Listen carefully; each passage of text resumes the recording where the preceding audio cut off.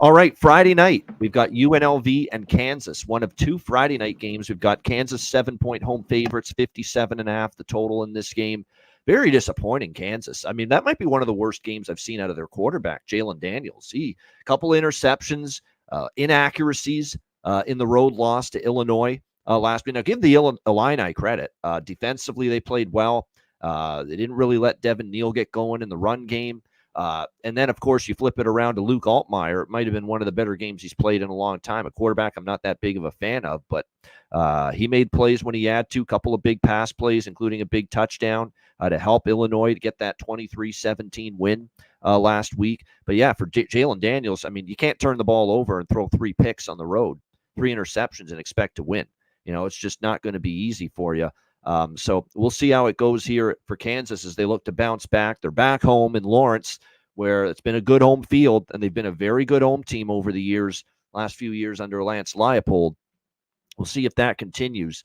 The question here is, what do we make of UNLV? Because they beat down, obviously, an outmanned Utah Tech team, 72-14 last weekend. They ended up having Matthew Sluka as their main quarterback for that one. Greg Burrell had a great game on the ground. Ricky White, outstanding at the receiver spot for UNLV. Very good offensive team for sure. How much better is that defense? Obviously, they played well last week, but a weaker opponent. They played awesome against Houston, a Houston offense that we know is not that great. Donovan Smith hasn't been that good. The Houston offense hasn't been that good. But to still win that game 27-7 against Houston in their opener, UNLV on the road, you got to be impressed.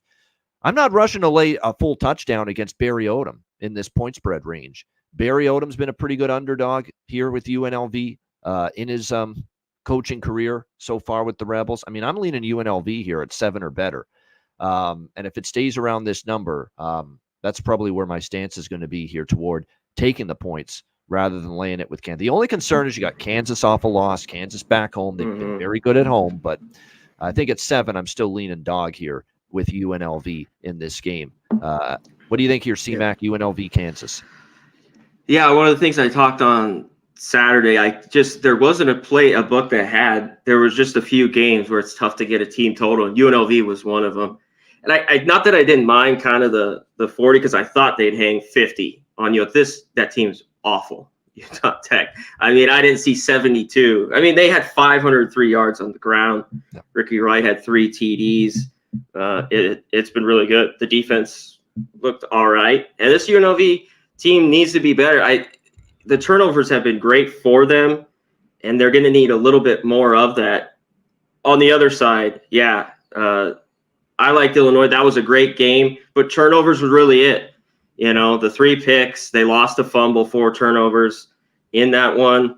And that was just rough. Daniels didn't look good. But Kansas coming back here home, this is where they've been at their best. It's just tough. I don't really want to fade UNLV. I think this is a game that they could lose, but they could be tight in this one. This last year, I forgot about this game. Bean played and threw for, just crazy. It was at UNLV here. Where is it? 49-36. He went crazy. I think he throw for 400 yards, 6 touchdowns he had. Yeah, 449. He had 3 picks. There was turnovers on both sides that game, just wild. And I think a little bit, I lean to the over here.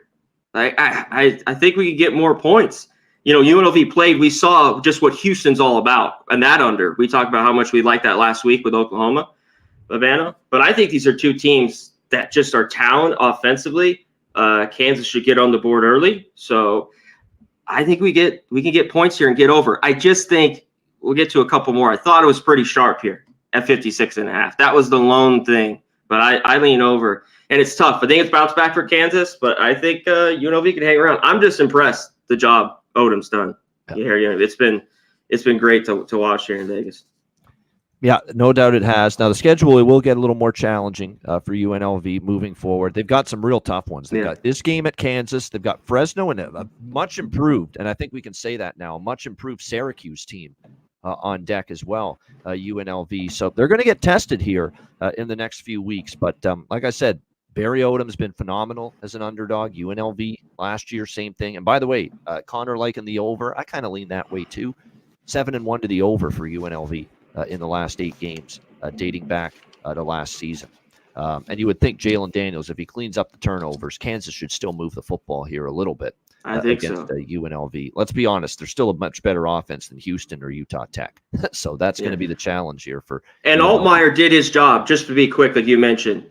Nothing flashy. We talked about in some of these games where I need these teams as dogs, even at home. He's clean. They're in it at least. They might not win it, and they were in it. That was great.